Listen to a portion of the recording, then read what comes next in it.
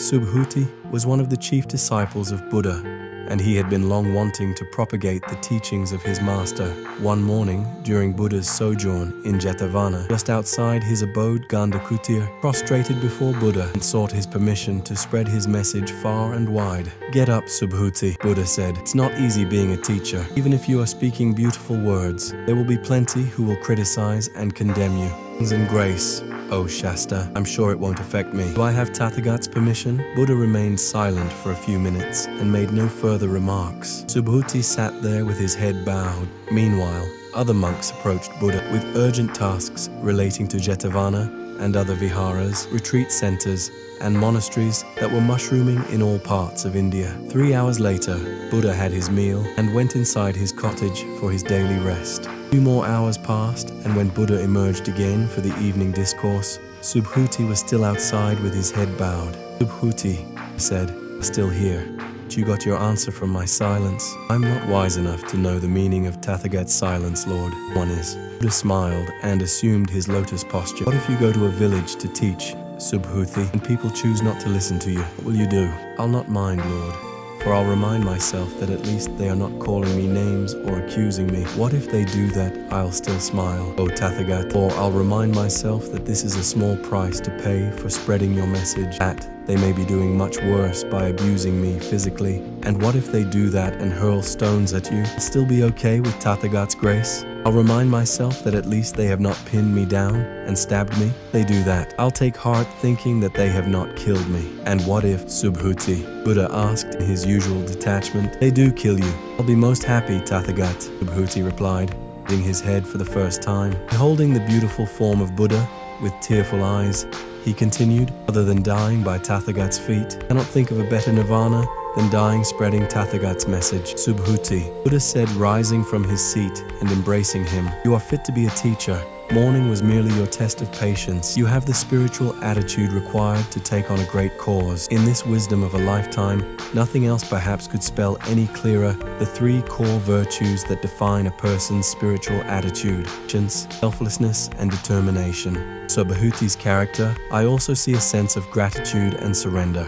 Develop an unconditional spiritual attitude without cultivating patience and selflessness. Unfulfillment of desires and expectations is often at the root of human suffering.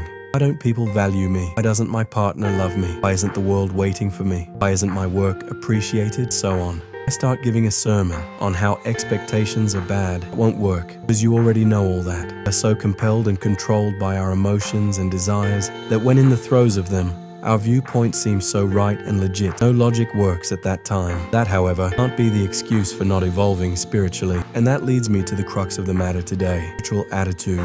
Unless we foster a spiritual outlook towards our own life and others, we can't really hope to rise above our petty thoughts and emotions. We place too much emphasis on self-comfort, on why I'm being treated or not treated a certain way. How about why shouldn't I be more selfless? Why shouldn't I be more giving? Rather than being in the crowd opposing Subhuti, why couldn't I be Subhuti instead? A spiritual attitude basically means that we don't always put ourselves at the center of our decisions and actions. Maybe we don't always have to look for what's in it for me. Why must every generous action of ours be reciprocated? After all, if it's truly selfless, then let it be just that, selfless. Have you noticed how sometimes we give a gift to someone and we want to know exactly what that person did with that gift? And we may even feel hurt if we find out that he or she didn't use it and passed it on to someone else. That means we never actually parted with our gift to begin with. Where's the act of giving in that? If you wish to take on a cause to help others, some cause that makes your existence more useful,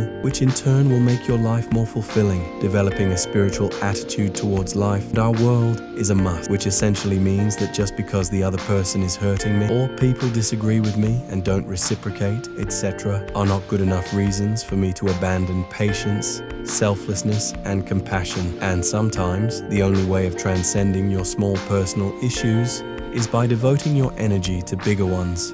To worry or be careworn is our mula pravriti, inherent tendency. We may as well then worry about greater and altruistic causes than be bogged down by our own piddly issues. Mullah Nasruddin was taking a stroll with his friend when suddenly out of nowhere, Clouds began gathering in the sky. Before they knew it, it was raining in buckets. Mullah, his friend shouted, "Open your umbrella." "Thank God we have one." "This umbrella's no good." Mullah strained to speak. "Under the onslaught of heavy rain, it is full of holes. Why on earth are you carrying it around?" "How would I know it was going to rain?" Like Mullah, we carry around our bag, our me first umbrella, thinking it would help us, insulate us. But it's full of holes. It can't protect us or those around us, not from sunshine nor rain. No doubt you have to take care of yourself, enjoy yourself and so on. But to go through an entire lifetime doing just that is plain ignorance. It's certainly not spiritual, and it definitely won't be fulfilling. If it's fulfillment you seek, look past yourself. Even past all methods of meditation, yoga, and so on. Methods don't necessarily lead to fulfillment. While they may help us become more mindful of our words, actions, and speech, at the end of the day, it is our attitude that fuels our fulfillment. The pages of history are replete with selfless saints across all religions who never did this kriya or that. They didn't sit down and practice yoga or meditation as per the yogic scriptures. Were they any less enlightened? I don't think so. What they did possess was a gentle and compassionate worldview. The more spiritual your perspective, the grander your life becomes. Forgiveness, selflessness, patience, compassion, and gratitude naturally flow unrestrained like Himalayan waterfalls in monsoons. Be patient. Give before you take. Give a lot more than you wish to take. Nature will reciprocate. It never fails.